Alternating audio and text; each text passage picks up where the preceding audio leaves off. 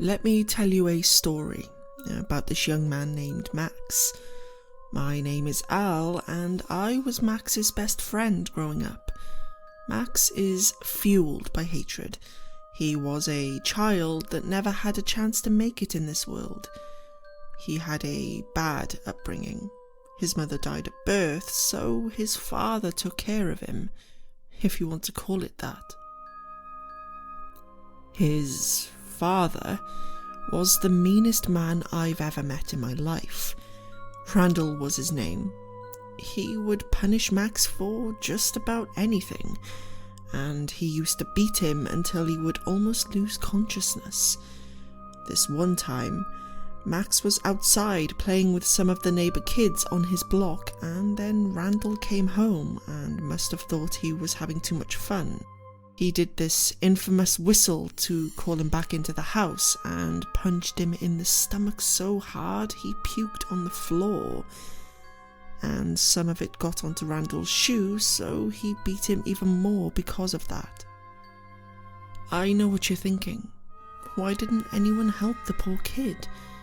Well, that's because his father's brother was the chief of police, and they had the same temperament. Randall could do anything he wanted. The police wouldn't even take any call that anyone would make, so the community just quit trying.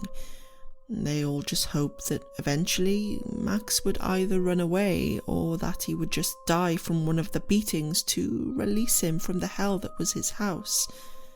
I, unfortunately, was one of those people. I'll never forget the look that was always stuck on his face. Have you ever seen a young child that looked like his dog just died? That's how he always looked. And our town is so small, everyone knew his situation but would just ignore him every chance they got. I don't blame him for what he did. I'm proud of the young man. I don't know where he is now, but I do remember him telling me all the details of that fateful day. At the age of 15, he received a beating for not putting a new trash bag in the waste bucket after he took it out. It was at that point Max had changed. He had changed into something horrible, unrecognizable actually. While his father was cleaning himself up of Max's blood, Max came up behind him and whacked him over the head with a bat.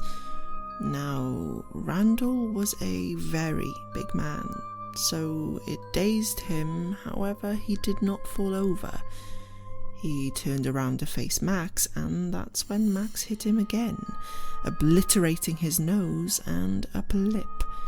He then grabbed a knife that was in the knife drawer and was preparing himself to use it. Randall then looked up at Max and said, "Please don't, son. I love you, and I'm sorry." He looked so pathetic. Then Max let out a hellish barbaric scream and plunged that knife right into his head.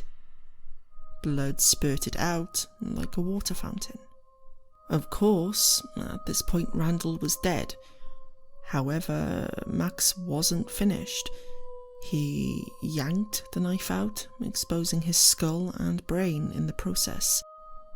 He took the knife and thrust it down into his stomach 14 times, ripped and sawing at his flesh until he could reach his entrails. He gouged out his eyeballs and placed one of them in his father's mouth. He never said what he did with the second one. I was a little afraid to ask, to be honest with you. He continued to tell me that he sat there and was just looking down at his father's corpse for about 45 minutes. Seemingly frozen in time, he felt he was able to get out of the hell that was his house. He left me with a phrase that still haunts me to this day. And after all that, Al, I don't feel like my work is finished. I'm going to go to another town and rid this planet of the scum that walks it. You're going to hear from me again, and I'm going to be famous or infamous. I don't care.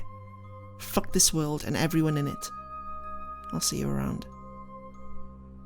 He then ran off, and I haven't seen or heard from him since. I did, however, receive an unmarked postcard from a place called Idle Valley, so he may be there. Let this be a warning for those that live there.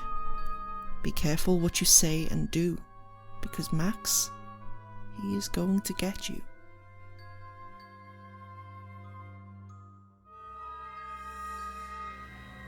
As I walked into my local library, I felt at peace. Some people are addicted to heroin. I'm addicted to literature. I love the way the libraries are so organized. Not only are books separated by genre, but they're also placed in alphabetical order. Beyond the placements of books, the library is a place of poetry, a place of silence. I like the quiet atmosphere. Some find this insipid, but they're mad. I searched the shelves for an arousing story. With so many different choices, this could be an appalling task. How can I possibly choose? I browsed many different sections, coming across the horror section. Today was a good day for something truly malevolent. Finding one, I go towards the common area and sit near a young lady. She wore a tightly fitted white blouse and skinny jeans. Her hair flowed past her shoulders. Her facial features are soft, and enjoyment radiated from her.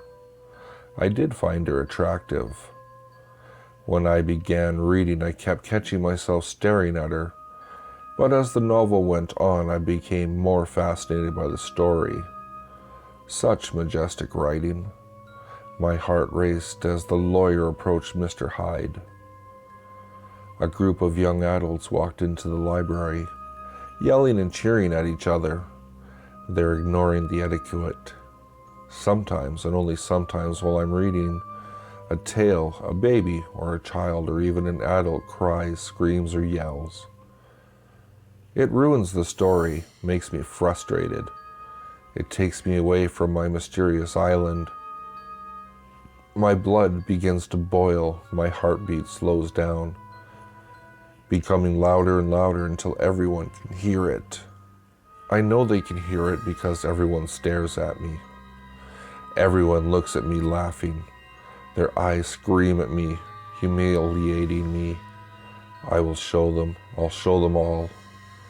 One day, I will rip out their voice boxes. One of these days, I will gouge out their eyes. I will laugh as blood drips from my hands. I'm not mad. Why and how can you say that I'm mad? My mind is sharpened. It's not diminished. I can and will kill them. I will do it so slowly and quietly. No madman would be able to accomplish what I will do with such skill and organization. The silence would be so that Stevenson, Verne, or Poe could not write such beauty and would find this to be wonderful. But today is not the day. Maybe tomorrow. Today is most definitely not organized. I shrugged and closed my book. Today I will not have my time of rest. Soon there will be silence, but not today. I took another glance at the attractive lady. Her blouse was red. Her eyes showed consternation. What a shame. She was such a beauty. I would have loved to take her home, but I'm positive that she was wearing a white blouse when I sat down.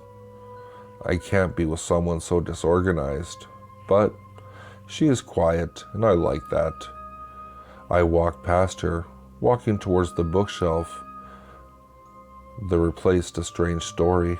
I had to step over a body. His face looked panicked. I would be too if my larynx was lying next to me. More importantly, he was quiet. I liked that.